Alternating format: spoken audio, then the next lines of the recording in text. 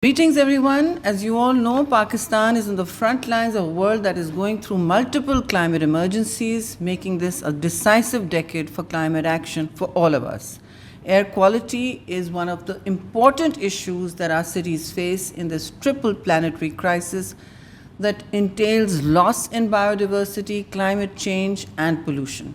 For a country like Pakistan that is undergoing a disastrous climate catastrophe as we speak, despite only contributing less than 1% to GHG emissions, we are committed to improving air pollution and reducing emissions as we go through a devastating year of unprecedented climate crises.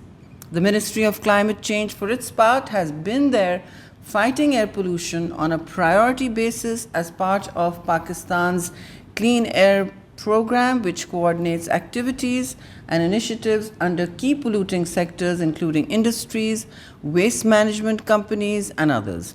We are the policy lead in different sectors to reduce black carbon emissions as well. The climate decade of our reckoning, I must say again, is now and not in 2050. This is the new normal in the world, and it's a dystopic one. So whatever goes down in one country will eventually impact the other.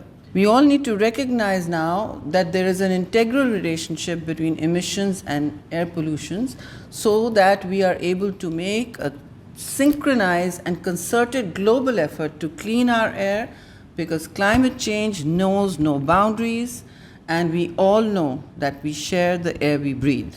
I look forward to working with all of you in investing in a cleaner and healthier future.